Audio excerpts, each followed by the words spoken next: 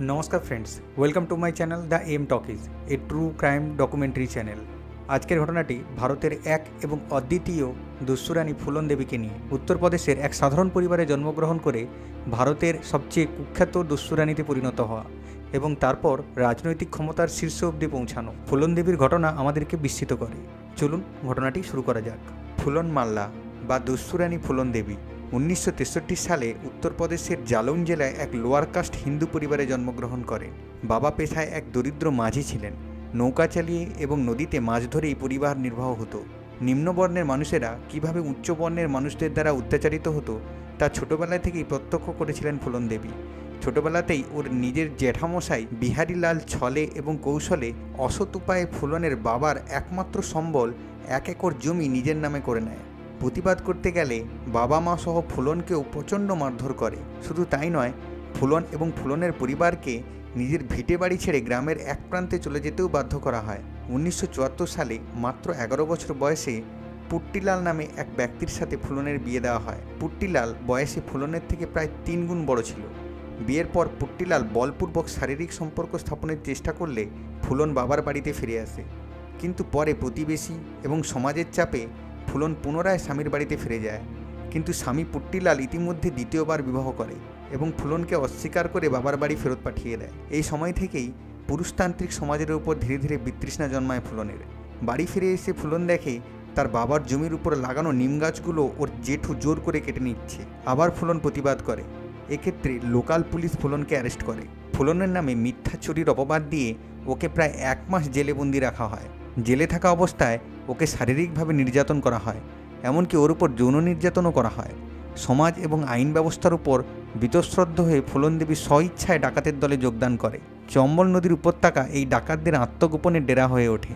ডাকাতের দলে যোগদান করে ফুলন বন্দুক এবং অস্ত্র চালানোর প্রশিক্ষণ নেয়। তারপর উত্তরপ্রদেশের নানান উচ্চবর্ণের লোকেদের গ্রাম লুণ্ঠন, অপহরণ, রেল ডাকাতি ইত্যাদি বিভিন্ন অভিযান শুরু করে।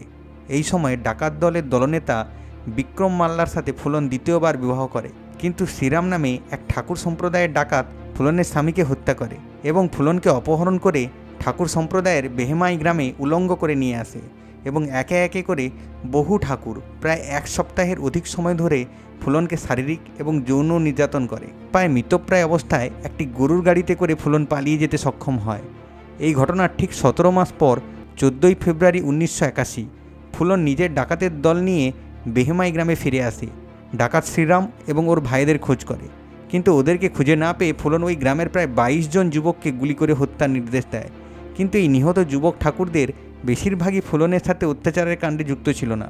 এই হত্যাকাণ্ড কুখ্যাত বেহেমাই হত্যাকাণ্ড বা বেহেমাই গণহত্যা নামে পরিচিত। এই গণহত্যার পর তৎকালীন উত্তরপ্রদেশের মুখ্যমন্ত্রী ভিপি সিং পদত্যাগ করতে বাধ্য হন। এই হত্যাকাণ্ড সমগ্র ভারতবাসীকে সন্ত্রস্ত করে দিয়েছিল।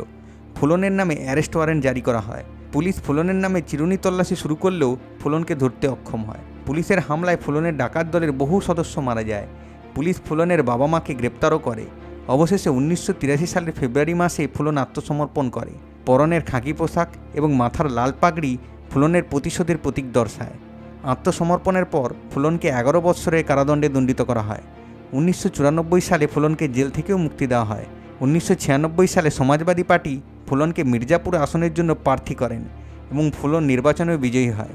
2001 সালে 25 জুলাই দুপুর 1:30 মাত্র 37 বছর বয়সে এমপি হিসাবে কর্মরত অবস্থায় দিল্লির নিজের বাসভবনের বাইরে শের সিং রানা এবং আরও 2 জন দুষ্কৃতী মিলে ফুলন দেবীকে গুলি করে হত্যা করে। 1994 সালে ফুলন দেবীর জীবনের উপর নির্মিত ব্যান্ডিট কুইন নামে একটি চলচ্চিত্র প্রকাশিত হয়, যা ফুলনকে আন্তর্জাতিক খ্যাতি এনে দেয়।